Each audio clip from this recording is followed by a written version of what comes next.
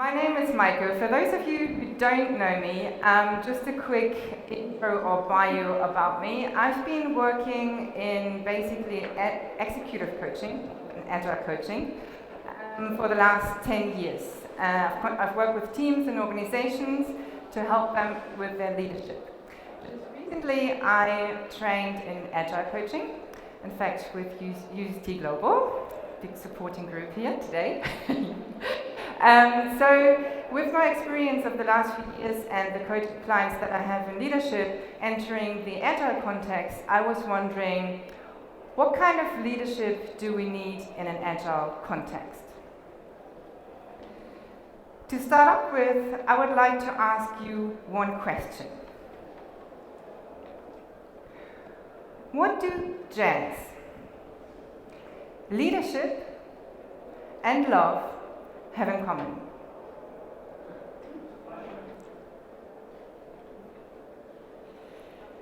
They're all about relationships that use some form of communication and collaboration. There's no single definition of it.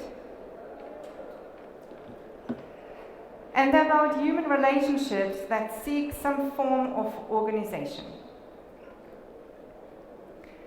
To me, jazz is like love.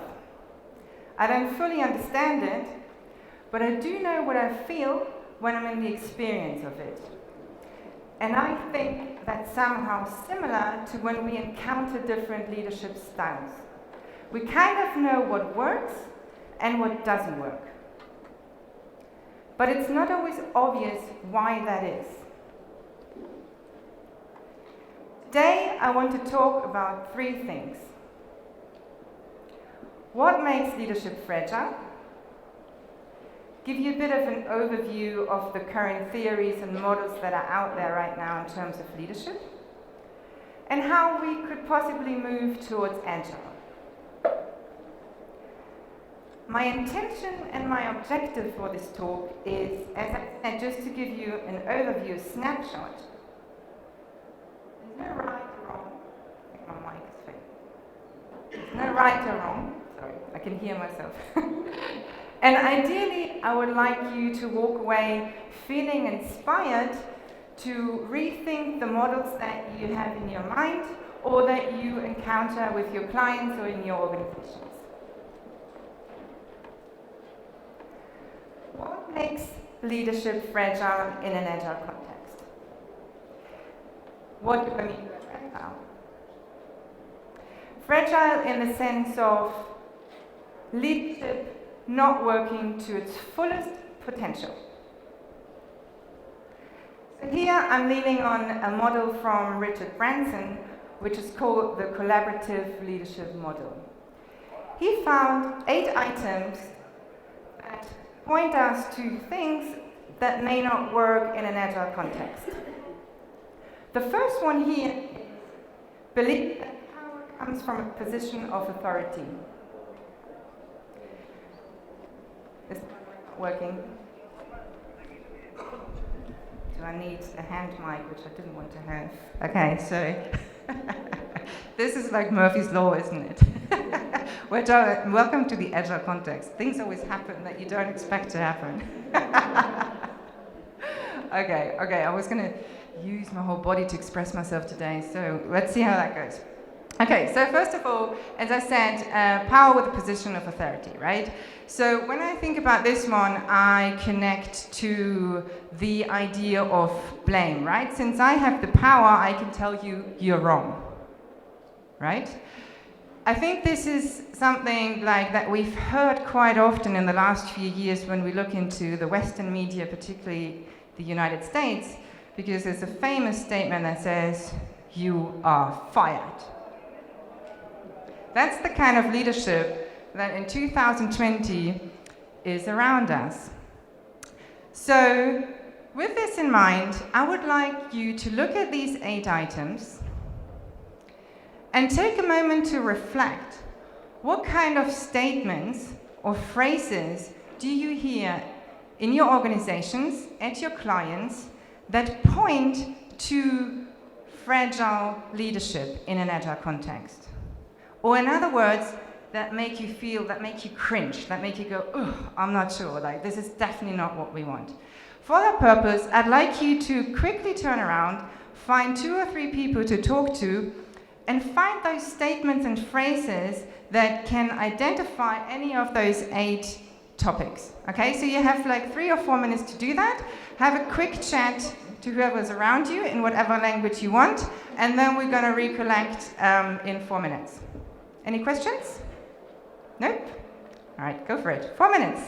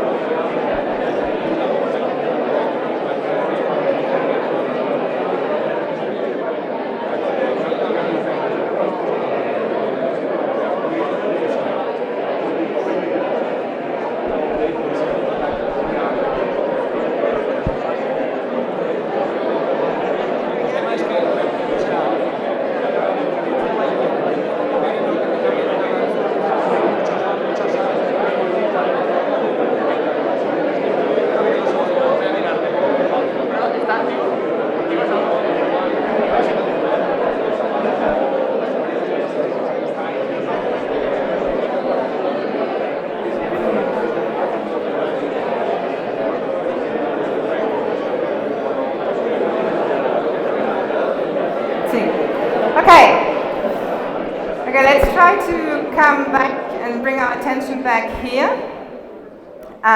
Since we now have 2 mics functioning, maybe we can hear from 1 or 2 people only. Try to be concise. In a nutshell, what are typical phrases or statements that you have identified that may have the point to fragile leadership? Maybe if you want a mic, we have one available now. Anyone? Yeah, you have one here? Wait, do you want to wait for the mic? Just quickly. No, there are 2, sorry. Well, there you go, adapt and change. No? Yeah. If you don't mind standing up, then we can all appreciate. I'll just scream. All right. Whose responsibility is this? Great. Okay. Excellent. We identify with that. Yeah, we can raise our hands. We can cheer. Okay. Another one. We have one in the front. Well, it was quite related to those columns. It's also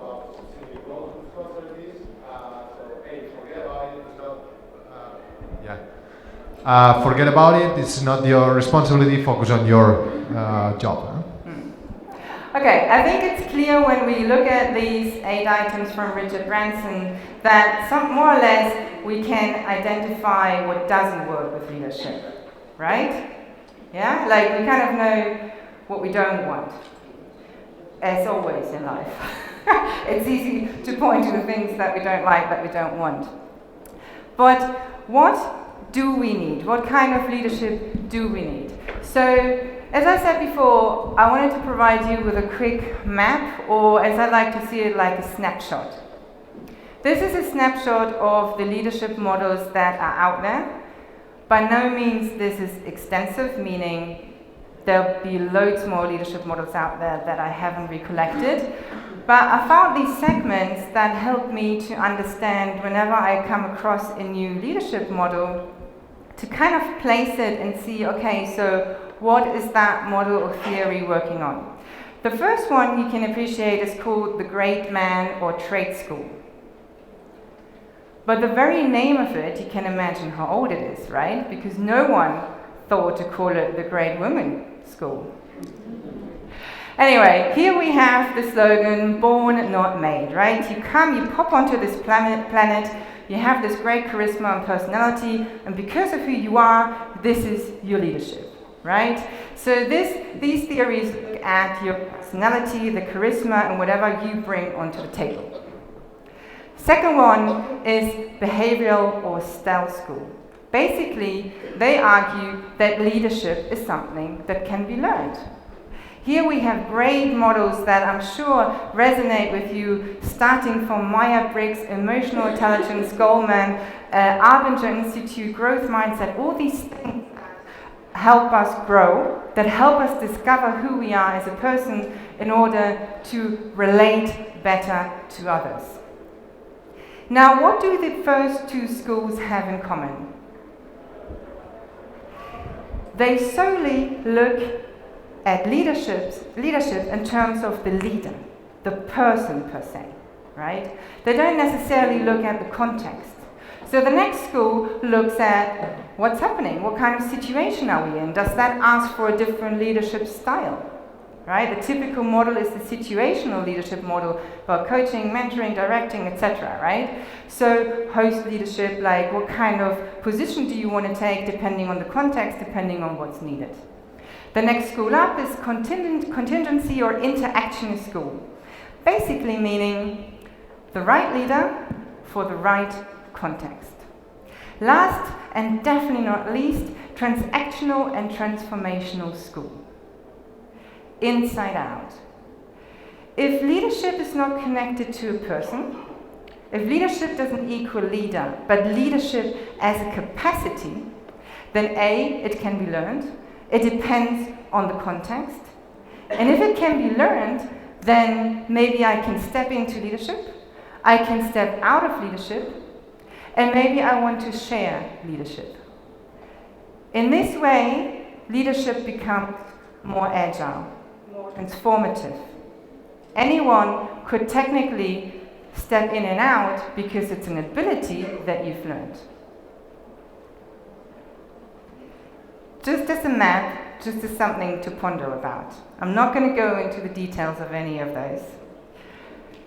But whenever you come across in the next week about like from leadership model, because as they pop up on the internet like mushrooms, maybe this map helps us to place those, right? It's not, as you can see, they look at them as like clouds or bubbles, right? Like they're no rigid boundaries here, they're overlapping, but they give us a bit of an idea. Are we talking about leader development, or are we talking about leadership development? What do we expect from a leader? We are humans, right? We love to project ourselves onto other humans. So let's start with the person. Let's start with the leader. What do we want from a leader? Let's focus on the being aspect. Tell me, how do you want a leader to be? Shout out a few adjectives or words or whatever. How do you want a leader to be? Shout out, even if you don't have a mic. Supportive, enabling, open, Humble. Inspirational. Oh. Inspirational. Inspirational. Sorry? Empathic. Coherent. That's a good one. All right, okay. So we know what we want from them, right? And we could come up with a whole other list of what we want those people to do, right? We're not going to go into that.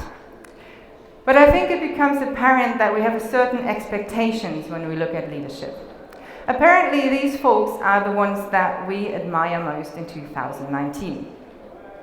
So what do these leaders have in common? How can we identify leadership factors to work with?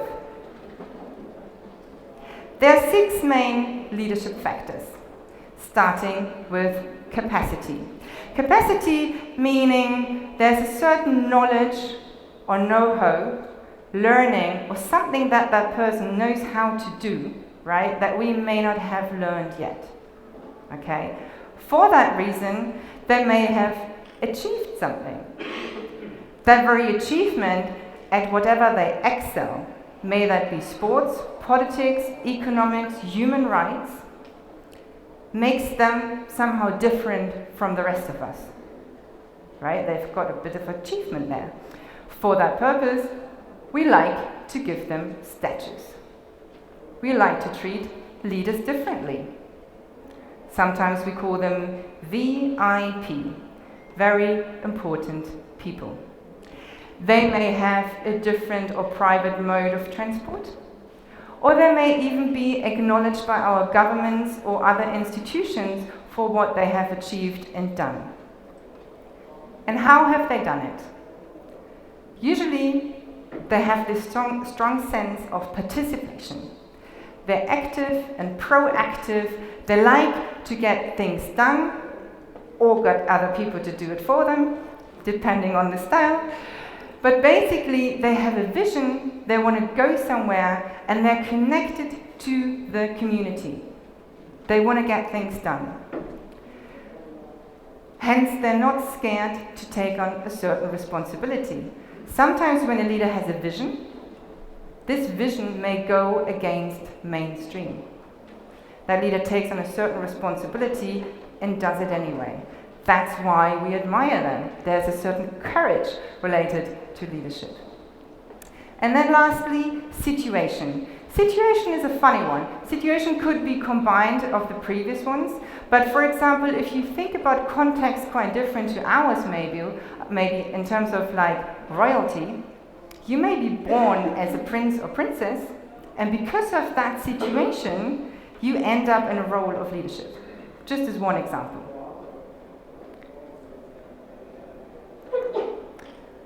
What do we need of leadership in an agile context?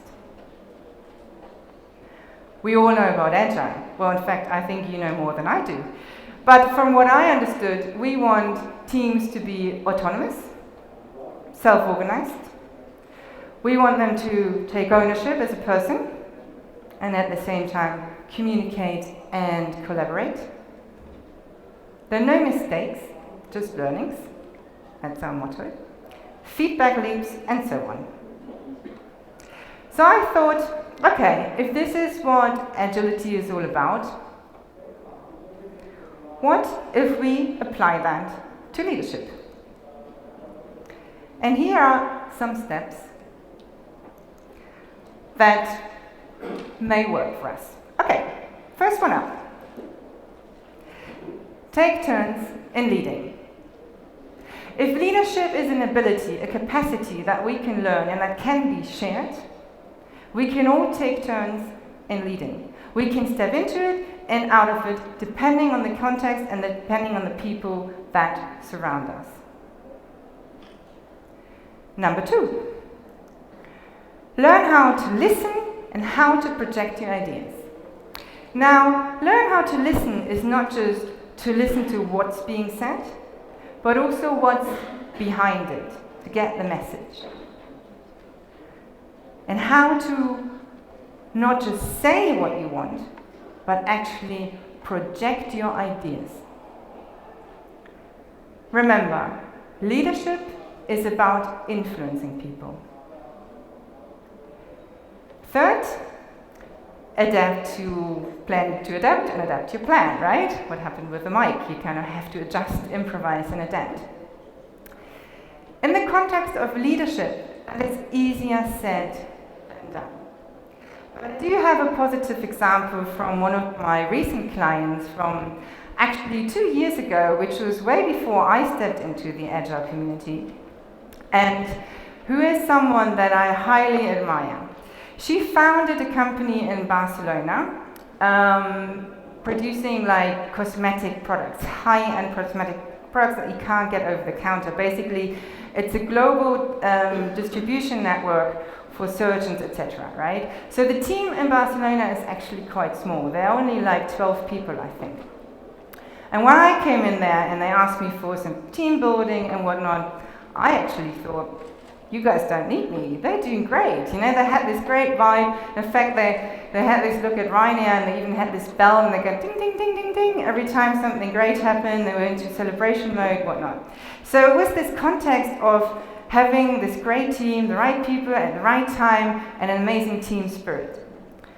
But success was on the way. The team needed to extend. They needed more people. So it was kind of a situation where she went, okay, do I choose that person?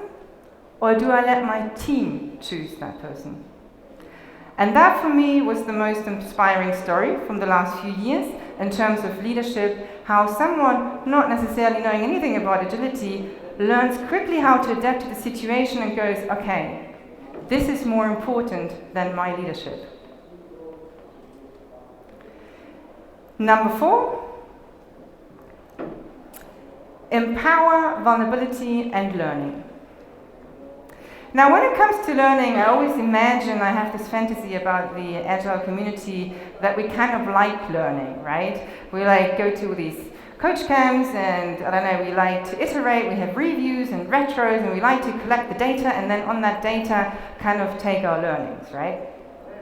For that, I have a recent example of a client who works in a company that is really traditional. They've been around for more than 100 years in the chemical sector. So just to give you an idea, it's like the kind of managers that kind of start in the company when they're like in their early 20s or early 30s. And like basically all their life, they work in this one company and they work their way up, right? A very traditional company. I did an executive coaching session with her, like a process rather. And in one of them, I only mentioned Agile. We didn't really have time to get into it. In the next coaching session, she's like, Maike, come to my office. So she had this whole board there, like a whiteboard, where she wrote down all the actions of her team. This is a team in the finance department, right? So you can imagine like gritty, nitty details, loads of pressure, loads of deadlines, right? And she was micromanaging her team. So she decided to look it up for herself, to get the learning out of the internet, basically, and directly apply it. Okay, fair enough, she didn't use any post-its.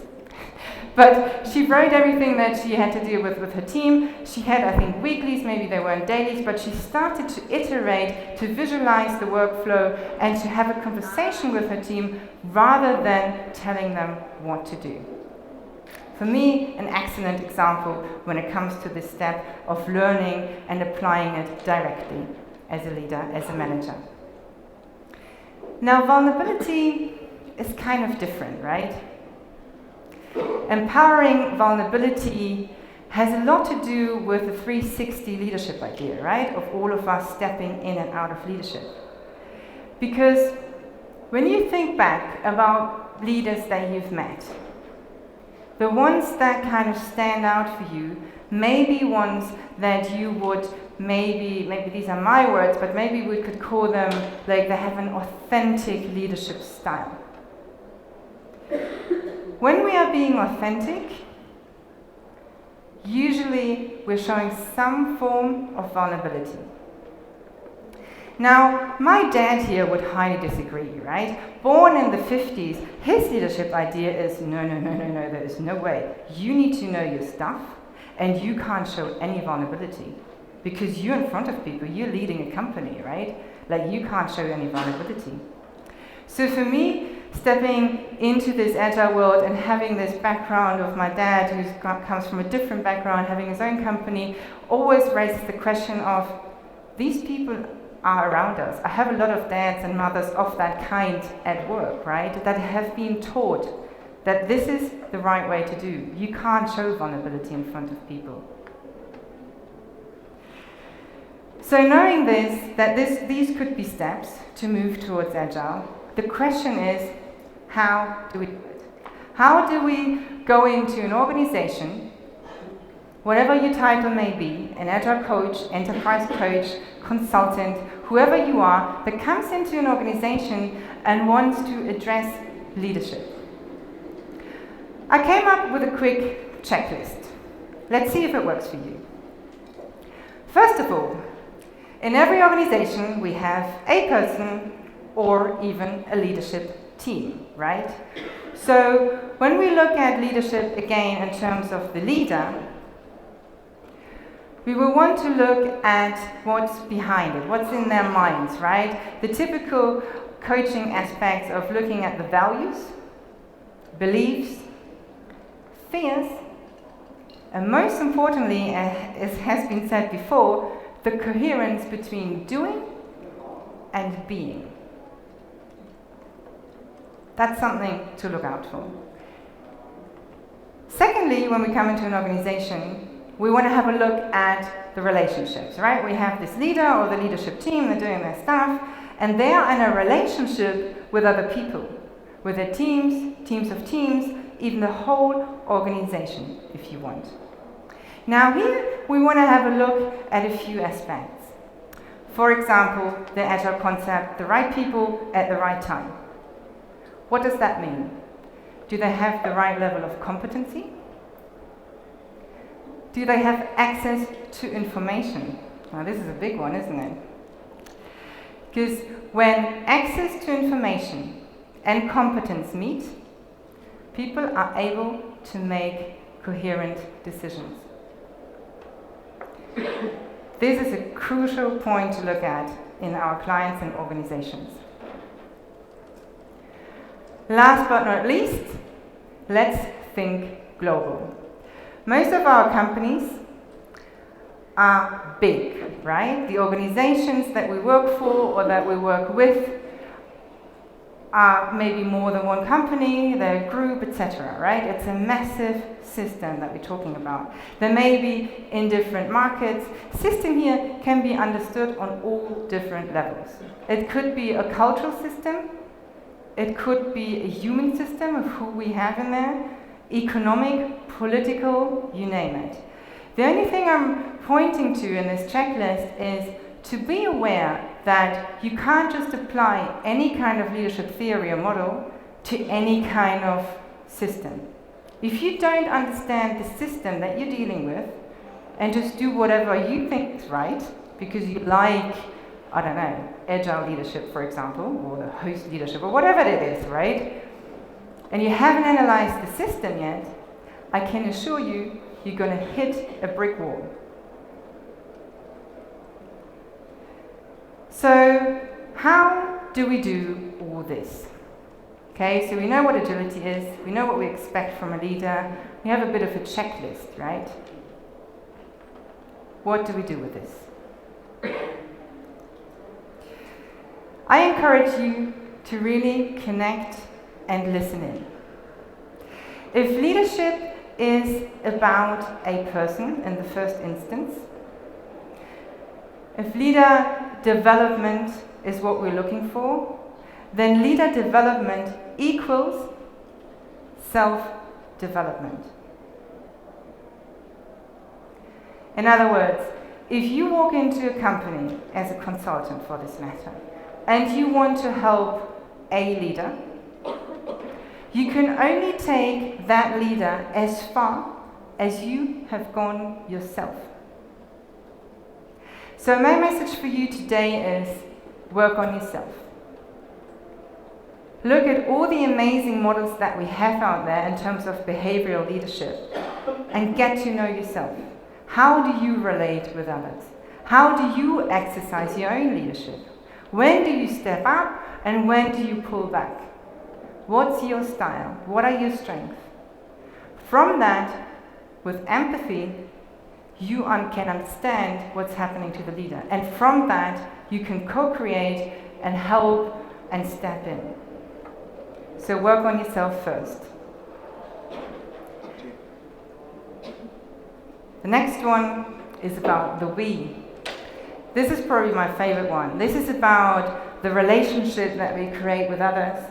This is about the identity of who we are as a team, right? For whatever that means. And coming into the Agile context, for me it was interesting to observe. What I found personally was that, okay, we work in an organization sometimes, they've started with Agile.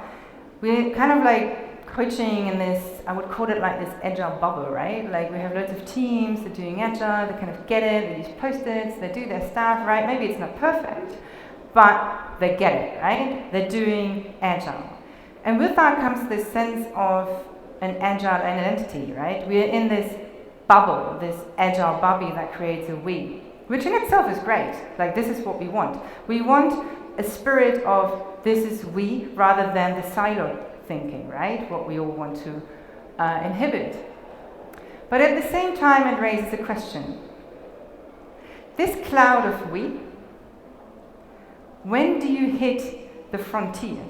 When do you hit, like when does that stop? That's something interesting to look at. If you have an Agile bubble, and it has frontiers, whatever is outside of that frontier isn't part of that we. So we need to ask ourselves in the organizations, when it comes to leadership, what kind of we do we want? Do we want to include other departments? Do we want to include other organizations that may be part of the group? Do we want to include our partners even? What kind of we do we want to exercise in terms of leadership? I can tell you from personal experience that I had the privilege to work with a global fashion brand in the last 1.5 years. A brand that has products on all continents, maybe not all of the countries, but most of the hot countries, I would say. And basically, we had the privilege to coach the leadership team for 1.5 years. We did the whole team analysis, the 5 dysfunctions of the team, etc. You know, like you look at the team, how they communicate, etc.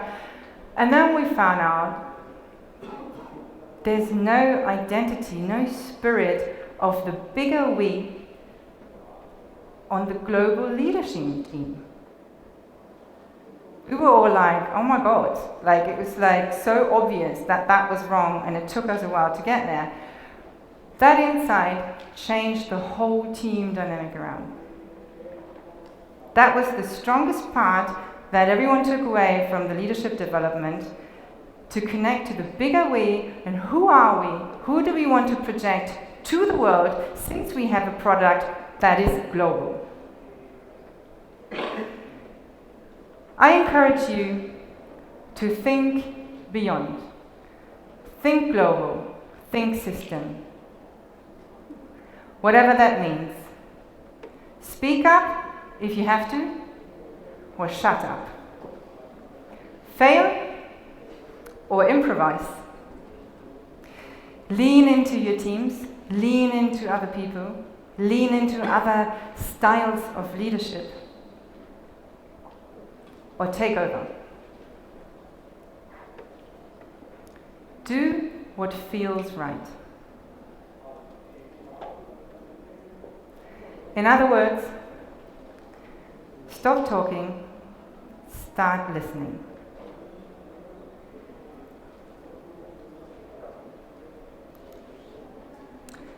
And with this, I didn't have a great finishing line for this talk. It just didn't emerge out of the system. I'd like to maybe open a discussion and have a bit of a longer Q&A and see how this landed for you. And maybe have a Q&A or discussion or whatever feels like for the remaining minutes that we have.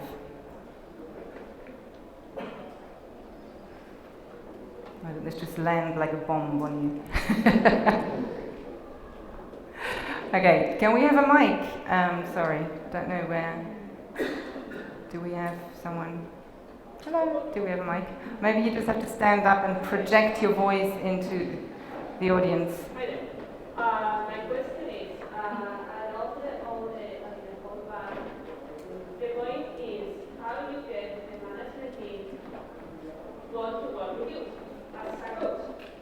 How do you want them to work with you? Yeah. Well, are you there already or are you not there? Think about the system. Where are you? Are you already part of the system? Have they already called you and you're there? Or you just project your ideas and like, I really want to work with that client? No, it's like more like, that's weird. Hearing me through. It was kind of, okay, you are there because the organization says that we have to have an Agile coach, you know? So you are just there. This is a piece of the organization you should have, because everyone has one.